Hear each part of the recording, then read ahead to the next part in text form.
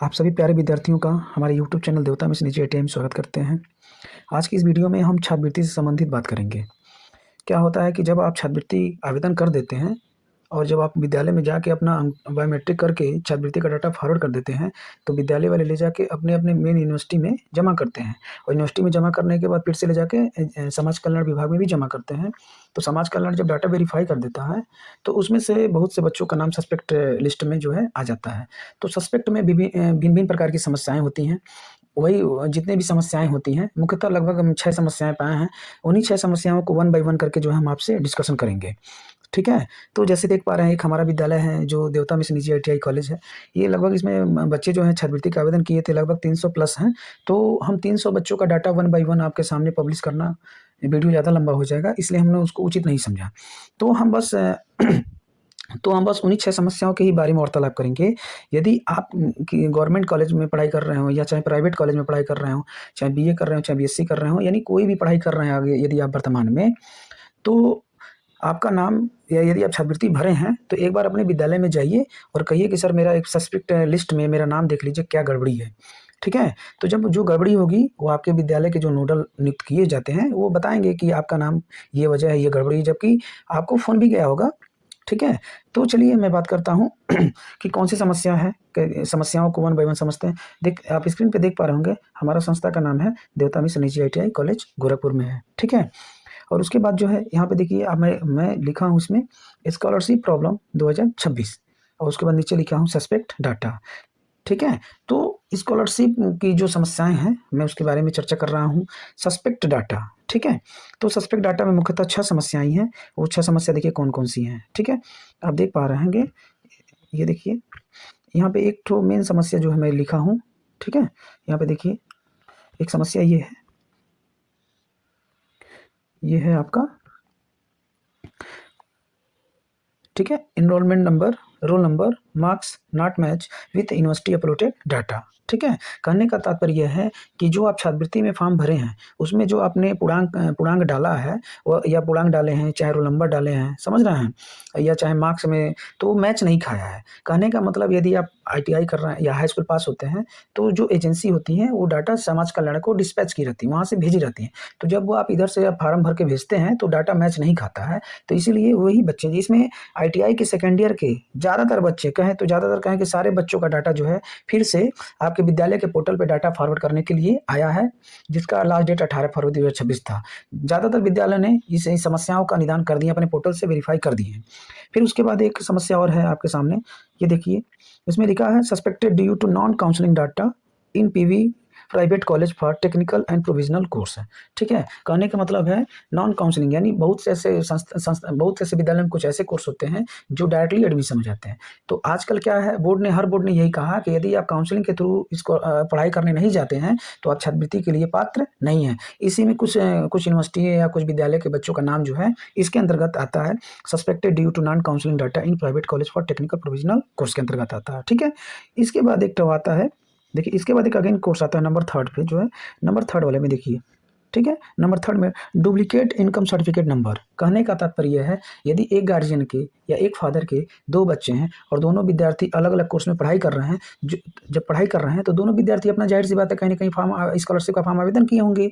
तो ऐसे विद्यार्थी जिनके 1 भाई-बहन हो या 2 भाई-बहन हो, यदि अन्य कोर्स में ITI कर रहे हैं, चाहे पॉलिटेक्निक कर रहे हैं, डिफरेंट टाइप के कोर्स कर रहे हैं, यदि वो छात्रवृत्ति का फॉर्म भरे हैं, तो वे उन बच्चों को तो कंपल्सरी है कि आप अपने विद्यालय में आप जाइए, कहिए कि सर हमारा देख लीजिए सस्पेक्ट में क्या नाम है। तो ये जो डुप्लीकेट इनकम सर्टिफिकेट का नंबर यही होता है कि एक पहले क्या होता था कि बच्चे का आय बनता था, लेकिन अब जो है पिता का आय बन रहा है। तो पिता का आय बन रहा है, तो एक ही पिता का आय बनता है, तो वही पिता का आय दोनों बच्चे जब यदि या दोनों बालिकाएँ या दोनों बालक जो है छात्रवृत्ति में इस्तेमाल करते हैं, तो जब डाटा फॉरवर्ड होता है, वेरीफाई किया जाता है, समाज कल्याण जब वेरीफाई करता है, तो उस स्थिति में वही सेम आय दोनों में दिखाता है, तो इसलिए उनका नाम सस्पेक्ट में जाता है। तो जब सस्पेक्ट में जाता था, तो इसके पहले होता था क्या? जब इसके पहले सस्पेक्ट में जाता था इनकम सर्टिफिकेट से संबंधित, तो विद्यालय वाले जाते थे, विद्यालय के जो नोडल अधिकारी होते हैं, समाज कल्याण जाते थे, दिखाते थे, तो उनका डाटा वेरीफाई हो जाता था। लेकिन इस बार ऐसा नहीं है, इस बार दिखाना नहीं है, आपको खुद का शपथ पत्र देना है। ठीक है? एक समाज कल्याण ने एक अपना फॉर्मेट भेजे हैं, अभी हम उसको आगे, अभी थोड़ी देर आगे जो हम उस फॉर्मेट की भी चर्चा कर लेंगे। ठीक है? तो उसी फॉर्मेट को जो है आपको ₹10 के स्टैम्प पे नोटरी बनवानी है। ठीक है? उसके बाद एक अगेन समस्या है आपकी, एज है।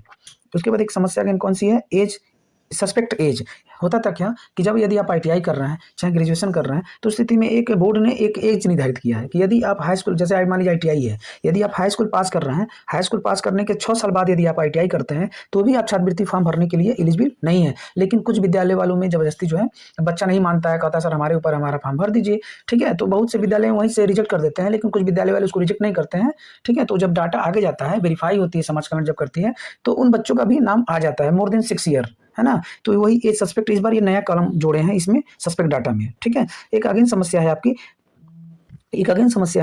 देख रहे हैं यहाँ पे, देखिए यहाँ पे देख पा रहे हैं आप, अगेन समस्या जो है ये जो है pass promoted number less than 50% entered by institution, ठीक है। यानी कहने का मतलब ये है कि जो बच्चे पास हैं तो यदि 50% से नंबर कम है उनका, या कुछ बच्चे फेल हैं उनका भी 50% नंबर कम है, लेकिन वो भी बच्चे छात्रवृत्ति फॉर्म भर दिए हैं। यदि वैसे विद्यार्थी यदि छात्रवृत्ति फॉर्म भर दिए हैं तो भरने के लिए तो भर सकते थे, बीच में बैक पेपर होता है, यदि वो विद्यार्थी बैक पेपर क्लियर कर लिए हैं तो उनका 50% से मार्क्स एबव हो जाता है। क्योंकि जो आप छात्रवृत्ति के फॉर्म भर के जो विद्यालय में जमा करते हैं तो वही छात्रवृत्ति के फॉर्म में जो मार्क्स इंटर्ड होते हैं वही मार्क्स दे के विद्यालय वाले जो क्या करते हैं वही मार्क्स डाल देते हैं, ठीक है। तो कहने का मतलब ये है कि यदि आप पास हो गए होंगे तो जल्द से जल्द अपने विद्यालय में मिल लीजिए और कहिए कि सर मैं पास हो गया हूँ, मेरा नंबर इंक्रीज कर दीजिए, ठीक है। एक अगेन समस्या है आपके सामने, एक अगेन समस्या देखिए, एक छठवें लास्ट और छठवीं समस्या जो है आपकी, ये जो है लिखा है high school board data not match with UP board, CBSE board और डाटाबेस। कहने का तात्पर्य यह है कि कुछ बच्चे जो है, लड़का मान लीजिए अगर बीए करके आ रहा है फिर से आके आईटीआई कर रहा है, तो उस स्थिति में बच्चा रोल नंबर गलत करके छात्रवृत्ति फॉर्म भर लेता है, ठीक है। और सीबीएसई बोर्ड और आईसीएसई बोर्ड वाले बच्चे तो यूपी बोर्ड में मैच नहीं खाते हैं। तो यदि कोई लड़का आईटीआई जो है सीबीएसई बोर्ड से और आईसीएसई बोर्ड से यदि आईटीआई कर रहा है हाई स्कूल के बाद, जैसे मान लीजिए हाई स्कूल कर रहे हैं, आपका सीबीएसई बोर्ड और आईसीएसई बोर्ड है, तो यदि आप छात्रवृत्ति का फॉर्म भरे होंगे, तो जब छात्रवृत्ति का फॉर्म भरे होंगे तो उस स्थिति में आप तुरंत विद्यालय चले जाइए, विद्यालय जाके कहिए कि सर मेरा सस्पेक्ट में नाम आया है और मुझे क्या करना है, तो विद्यालय वाले आपको बड़े साफ शब्दों में बताएंगे कि आपको क्या करना है, ठीक है। लेकिन जो सबसे देखिए इन 6 समस्याओं में ये आपको मैं बता दूं, एक इसका ज़्यादा ध्यान देना है आपको, ठीक है। और एक तो जो है ये समस्या ये आपकी इंपॉर्टेंट है, ठीक है। इसका समस्या का बहुत ज़्यादा रोल नहीं है, विद्यालय अपने स्तर से जो है इसका निस्तारण कर दिए हैं, इसका भी विद्यालय अपने स्तर से निस्तारण कर दिया है। लेकिन ये दोनों जो समस्याएं हैं, और एक समस्या ये भी है, इसका भी निस्तारण विद्यालय नहीं करेंगे, खुद के बच्चे करेंगे, विद्यालय भी कर दिए हैं, ठीक है। तो देखिए आगे हम बात करते हैं कि जो डुप्लीकेट इनकम सर्टिफिकेट वाले बच्चे हैं उनको नोटरी में क्या लिखना है, शपथ पत्र में क्या लिखना है, चलिए मैं बात करता हूँ। आप स्क्रीन पे देख पा रहे होंगे जो डुप्लीकेट इनकम सर्टिफिकेट नंबर वाले विद्यार्थी हैं, ठीक है, जो डुप्लीकेट इनकम सर्टिफिकेट नंबर वाले विद्यार्थी हैं, वो विद्यार्थी जो है कचहरी जाएंगे, 10 रुपए का स्टैंप लेंगे, ठीक है, 10 रुपए का स्टैंप लेंगे, उस पर टाइप करा लेंगे शपथ पत्र का, ठीक है। देखिए शपथ पत्र है, उसमें देखिए शपथ पत्र है, इसमें आपको करना क्या है, इसमें आपको करना ही है, देखिए ये मैं घोषणा करता हूँ या करती हूँ, अपना नाम लिखिएगा आप यहाँ पे पिता का नाम लिखिएगा, फिर यहाँ पे ग्राम लिखिएगा, फिर यहाँ पे पोस्ट लिखिएगा, यहाँ पे जिला अपना जो भी जिला होगा, कुशीनगर होगा, चाहे देवरिया होगा, चाहे महाराजगंज होगा, जो भी डिस्ट्रिक्ट होगा आप अपना डिस्ट्रिक्ट का नाम लिख देंगे। और फिर उसके बाद नेक्स्ट आता है मैं शिक्षण संस्थान में, आपका जो शिक्षण संस्थान का नाम होगा यहाँ पे, यदि आप कोर्स कौन से कोर्स हैं, इलेक्ट्रीशियन है कि फिटर है, ठीक है, कोर्स में जैसे यहाँ ड्यूरेशन है 1 ईयर्स की 2 ईयर्स, ठीक है। और ये कोर्स इलेक्ट्रीशियन एंड फिटर होता है, कोर्स में सेमेस्टर लिखा ना, तो वार्षिक होता है सेमेस्टर होता है, तो आप वार्षिक लिख लीजिएगा, सेमेस्टर लिख लीजिएगा, ठीक है। उसके बाद जो है आपका यहाँ पे लिखा है मेरे अतिरिक्त मेरे पिता की अन्य, चाहे भाई हो चाहे बहन हो, संतान है, मेरी भाई बहन जो है किसी अन्य शिक्षण संस्थान में अध्ययन यानी पढ़ाई कर रहा है, तो जिनकी छात्रवृत्ति है तो आवेदन इसी आय प्रमाण पत्र पर किया गया है, ठीक है। ये आपको नोटरी में लिख के देना है, बयान वैसे नहीं देना है। पहले होता था क्या कि वैसे ही ले जाकर विद्यालय वाले अपना आपका आय प्रमाण पत्र दिखा के वेरीफाई कर देते थे, जमा हो जाता था, ठीक है। लेकिन ऐसा नहीं है, इस बार यही नोटरी लगेगी आपकी। फिर उसके बाद उत्तर प्रदेश, देखिए 25-26 है ना, में आवेदन, आपका जो रजिस्ट्रेशन नंबर है, यदि आप जो छात्रवृत्ति का फॉर्म भरे हैं इस बार, वह उसका नंबर पड़ेगा यहाँ पे, ठीक है। जब आप यहाँ नंबर डाल लेंगे आप, ठीक है, तो उसके बाद ये नंबर पड़ेगा, नंबर पढ़ने के बाद कुछ नहीं करना है, ठीक है, नंबर डाल दीजिए, ये ले जाके जो है अपने जो जिस भी कॉलेज में आप पढ़ाई कर रहे हैं, ठीक है, आप उसको ले जाके उस विद्यालय में जमा कर देंगे, ठीक है। उसके बाद जो है जब समाज कल्याण जब विद्यालय को नोटिस भेजेंगे, तो नोटिस जो विद्यालय के जो नोडल होते हैं वो ले जाके जमा करते हैं समाज कल्याण में, ठीक है। इसमें यही देखिए लिखा है, ठीक है, इसको आप बढ़िया से पढ़ लीजिए और बढ़िया से जाके बनवा लीजिए, कोई दिक्कत नहीं है, ठीक है। ठीक है, आप एक चीज़ ये बताएंगे, आप कमेंट करेंगे कि मैं वीडियो कहाँ से देख रहा हूँ। यदि आपको इस वीडियो में अगर कोई भी कन्फ्यूजन हो, कोई समस्याएं हैं, तो हम डिस्क्रिप्शन में अपना नंबर लिख देंगे। आप 1 बाय 1 स्टेप बाय स्टेप आप हमसे हर समस्याओं का समाधान कर सकते हैं, पूछ सकते हैं। मैं आपके सारे सवालों का जवाब बहुत अच्छे और बेहतरीन तरीके से दूंगा। तो आज की इस वीडियो के लिए इतना ही रखते हैं, चलते हैं, नेक्स्ट वीडियो मिलते हैं। तब तक के लिए धन्यवाद, नमस्कार।